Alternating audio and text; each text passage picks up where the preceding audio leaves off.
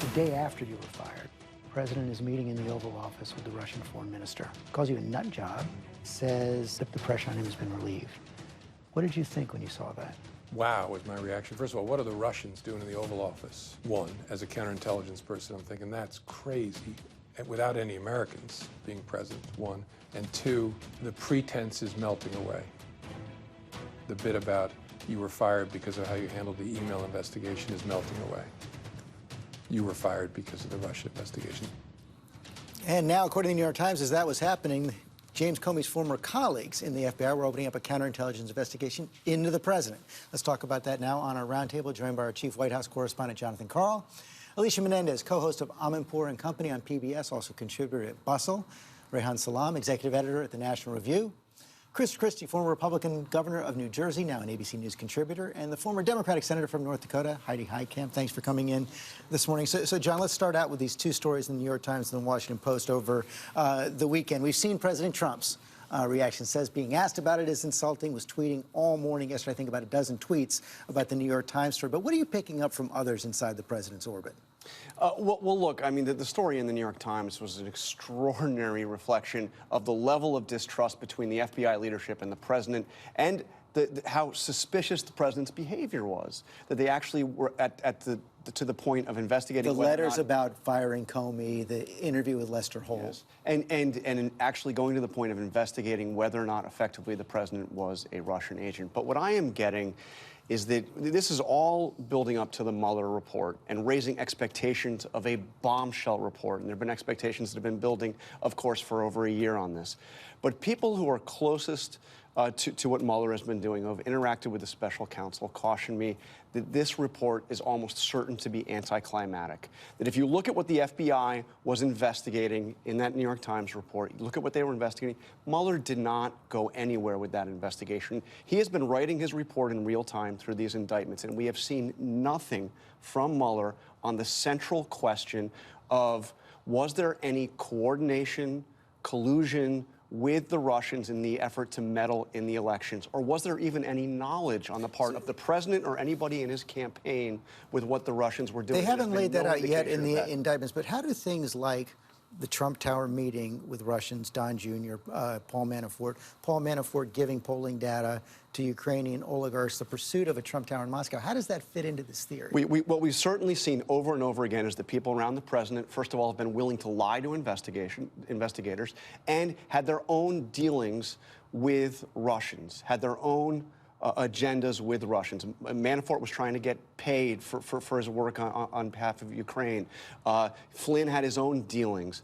But it is not added up to anything of the central question again. Was there anybody, was the Trump campaign aware of or coordinating with the Russians in their effort to meddle with the election? So far, there's been nothing on that, and I'm led to believe don't expect there's going to be Senator Heitkamp, one of the things we're seeing from this new Democrat chairman in control of the House is they're going to pursue this on their own. Well, absolutely, and they should. I mean, that's part of the oversight, that's part of the responsibility. But I think, speaking from the middle of the country, people are tired of hearing about things that are being reported in newspapers. They want a legitimate answer to these questions in the investigation. They want this to end. They want to make sure that they have all the facts in front of them. And it's frustrating when all you hear about is the New York Times reports or the Washington Post reports. That's important, but it's not definitive. And I think that the answer that we have to have before we go into the 2020 cycle is we have to get this behind us so we can begin to govern. It is having an effect on everything that is going on. And, you know, I think to add to the confusion, the Michael Cohen testimony is going to be, you know, if you listen to experts, it's going to be more significant than the Mueller report. So we'll see what happens. When he testifies on February 7th, that is likely not to be up with the questions being investigated by Robert Mueller, but about other things that he worked on. Another factor here will be this William Barr, who's has his confirmation hearings this week for Attorney General. He'll oversee the Russia investigation. It certainly appears, right now at least, although no one really knows, that Robert Mueller won't end his investigation until Barr is in place. Yeah, I think that's probably true, George. And on the New York Times story, I would say this. If I were the president, I'd embrace the story because it backs up his narrative. His narrative is that FBI agents were acting in a rogue manner, overstepping the normal course of business because they had something against him. And that story is an extraordinary story, that they would open a counterintelligence investigation against a president of the United States. And I think it backs up some of the narrative the president has talked about. So if I were him, I wouldn't be tweeting about, the failing New York Times and how bad the story is and how insulted he is to be accused of that. I'd go the opposite tack and say, wait a second. See, this is what I've been saying all along. The FBI under Jim Comey was out of control. And I think what they're going to find with Bill Barr is a standard issue Washington, D.C. inside lawyer. And what that means is he's going to oversee Bob Mueller and let Bob Mueller come to the conclusion he needs to come to and let him issue his report publicly. And he won't do anything different, in my view. Should the president embrace the New York Times story? That is certainly one argument. I think he also has to speak to this question of why he's been taking notes from translators, and it reopens that question. Well, as well, because the he fact doesn't. that But those listen, stories because he doesn't trust. He doesn't trust these people around him and the counterintelligence folks. He doesn't trust them. That's why he's taking them. I think all of this, though, adds fire to, as we go into these Barr confirmation hearings, two questions we're going to hear over and over again from Democrats. One, will you allow the special counsel to continue their investigation unabated? And second, when the report is finally released, will you make that report public? Those were questions we knew we were going to hear, and this just adds fuel to the fire. Well, it sounds like if John's reporting is correct, that the president's allies would want the report to be public. Well, again, George, this is on the central big question of was there any coordination, collusion with the Russians on what they were doing in the election. There's plenty that's already been out publicly that is highly embarrassing to the president. On obstruction. Yeah, on obstruction and on the activities of those in his innermost circle, criminal activities of those in his innermost circle. I want to pick up on the translator story as well, Rehan. I mean, it is true that the president has good reason to be suspicious of those inside the government, no question about that. But he has had a number of one-on-one meetings alone with Vladimir Putin. And according to one detail in the Washington Post, the translator was able to brief colleagues saying that when the president asked Putin, did you interfere in our elections, he said no. The president responded, I believe you. Runs counter to the administration position.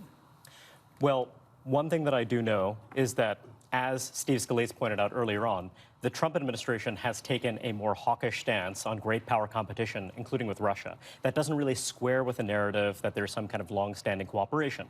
I'm also struck by the fact that there are efforts to preemptively undermine the Mueller report beforehand, on the grounds that perhaps it is not going to be as explosive as some might have hoped, as some might have expected. With regard to these private consultations... Do you believe those reports? Do I believe those reports? Mm-hmm. Honestly, I don't know. What I do know is that Robert Mueller is a professional. I know this is a well-resourced, serious investigation. It seems to me as though if the counterintelligence angle were a serious one, that he would pursue it seriously on the grounds of his long experience and on the grounds of his deep concern about American national security. So I don't think it makes sense to preemptively undermine that or to assume that he wouldn't have taken it seriously. As for these personal meetings, frankly, it's part of what makes many people deeply uncomfortable about President Trump. His incredibly unconventional approach to diplomacy that he underscored as a presidential candidate that he has pursued since then. It makes many of his own appointees deeply uncomfortable. But it is of a pattern with what he himself has said about his approach to diplomacy. So it's not entirely surprising in that regard. And George, there's an important context here, what the Washington Post reported on the president's one-on-one meetings with Vladimir Putin. This is something that he does. He has met with other world leaders one-on-one. It's not unique to Putin. It is certainly a break with what his predecessors did. It avoids the entire, national security process. It may be troubling in that regard, but it is not unique to Putin. He met with Kim Jong-un one-on-one in Singapore. He met with President Xi at Mar-a-Lago one-on-one. He has phone calls sometimes from the residents because he's worried about the Oval Office being bugged.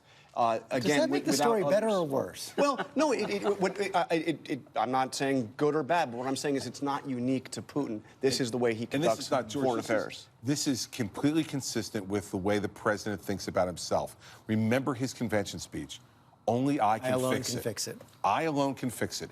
And he honestly believes that everybody else doesn't have the ability that he has. Now, he may be right sometimes, he may be wrong other times. I think he's been both. But in the end, he believes that. So I agree with John that this is consistent, and Rehan, it's consistent with who he is. We may be uncomfortable with it, those of us who believe foreign policy should be more conventionally pursued, but that's who he is. But what does it say about the leader of the free world that he doesn't trust anyone around him? that he's been there for 2 years. He should be able to assemble a team that he trusts. And that is a big concern for a lot of people, both in and out of the Beltway. Well, you know, I've said at this table, he's made some really bad personnel choices over the last couple of years. And I think part of his own concern about this now is the result of making some bad personnel choices right from the beginning. Maybe starting out by not letting you run the transition as you were scheduled to do. Hi, everyone. George Stephanopoulos here. Thanks for checking out the ABC News YouTube channel. If you'd like to get more videos, show highlights, and watch live event coverage, click on the right over here to subscribe to our channel. And don't forget to download the ABC News app for breaking news alerts. Thanks for watching.